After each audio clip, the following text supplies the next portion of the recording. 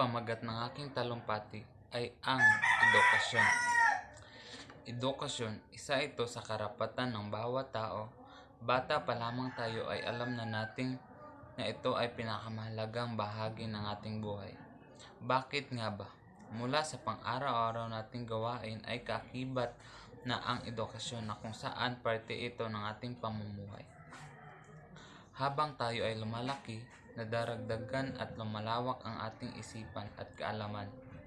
Mula dito, nag-uumpisa tayong makihalubilo sa ibang tao o kapwa na ating makilala sa paaralan. Ang ating guro ay nagsisilbing pangalawang magulang at mga kamag-aral ay itinuturing din nating pamilya. Malaking kasiyahan para sa ating mga magulang ang makapagtapos. Kayamanan ito para sa kanila dahil ito lang ang maipamana nila sa atin. Ito ay mahalaga dahil dito nakasalalay ang kinabukasan ng bawat tao at para magkaroon ng magandang hinaharap. Hindi hadlang ang kahirapan para pagtatagumpay. Kung mahirap ka man, maraming paraan para makamit mo ang iyong tagumpay. Kailangan mo lang ipakita ang iyong katatagan, pagiging maabilidad, at pagkakaroon ng lakas ng loob upang makaisip ng paraan upang ikaw ay makapagtapos ng pag-aaral. Ipakita ang pagtsatsaga, pagsusumikap, at pagtitiwala natin sa ating Panginoon para makamit natin ang ating tagumpay. Sa mundong ito, hindi ganoon kadaling mamuhay, lalo na kung wala kang sapat na kaalaman. Habang tumatagal, nagiging komplikado ang lahat.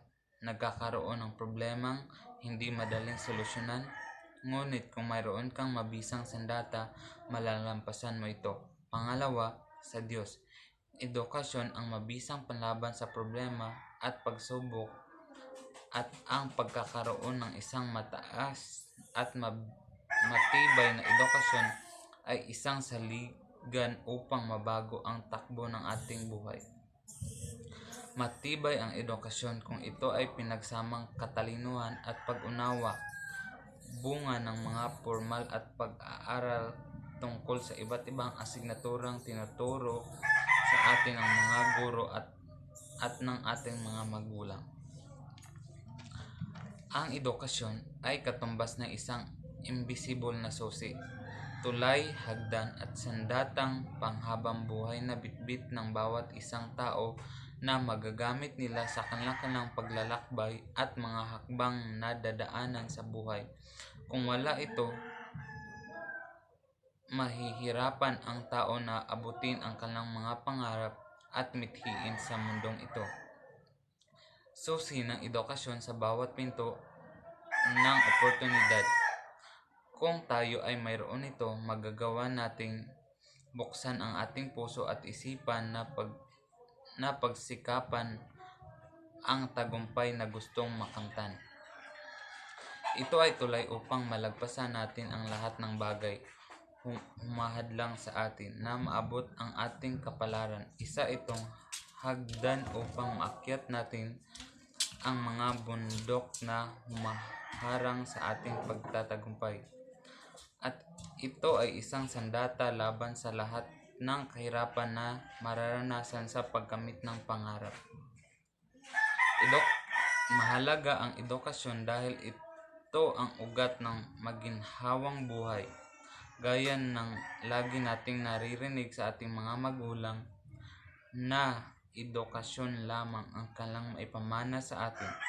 Ito ang dahilan kung bakit sila ay nagpapakahirap magtrabaho para mabigyan lamang tayo ng magandang edukasyon o pag-aaral.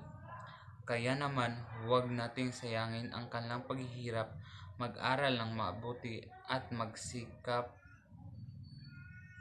upang makamit ang minibigay. Tunay ngang napakalaking papel ang ginagampanan ng edukasyon sa buhay ng tao. Subalit ang kaalaman sa pagbasa at pagsulat ay hindi sapat upang maituring na edukado ang isang tao.